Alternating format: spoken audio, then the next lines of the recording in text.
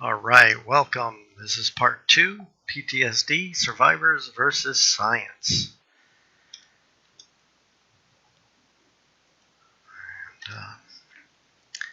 So part 1 concentrated upon the trauma in women. We had two historic time points from antiquity on the top part of the timeline, from 1900 BC in the upper right, and continuing to the left at 600 BC with panic.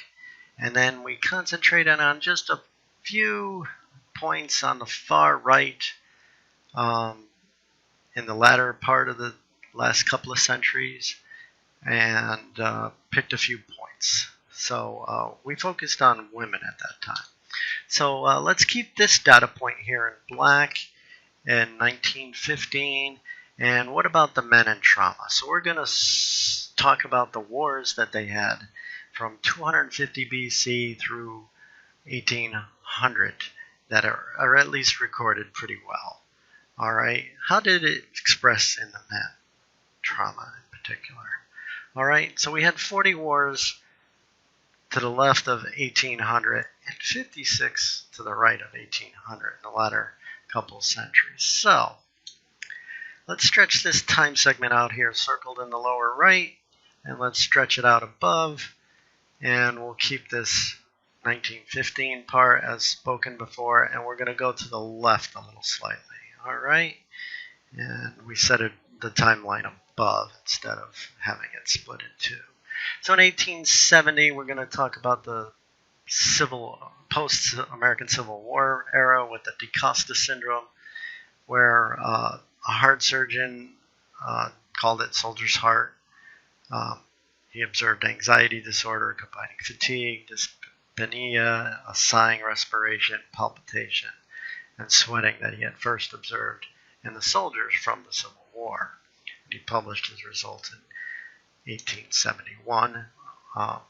Going back to the other one kept from the women, where we had shell shock being coined for soldiers who are involuntarily shivering, crying, fearful, and had constant intrusions of memory during the First World War.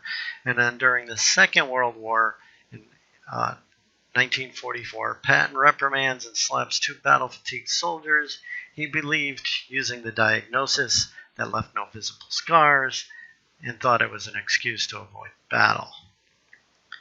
And then finally, post-traumatic stress disorder, as we have from the 70s, rape victims, post-sex, drug, rock and roll era of the 60s, and the returning veterans from Vietnam War, which led to the common diagnosis post-traumatic stress disorder in the Diagnostic and Statistical Manual of Mental Disorders, DSM short, number 3 in 1980, categorizing it and publishing it as such.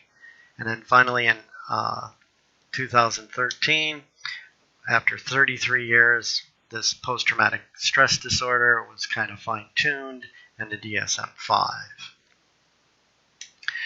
So Survivors versus Science, PTSD being defined over 33 years, after 3,880 years of observation, and survivors having 20 years more experience. So both are important to realize, the longevity of this experience, 20 years, and the 33 years of fine-tuning.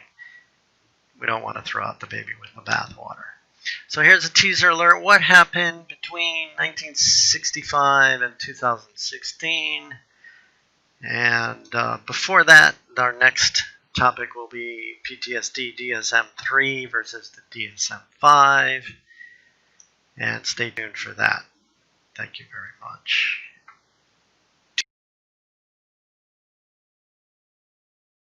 Thank you very much.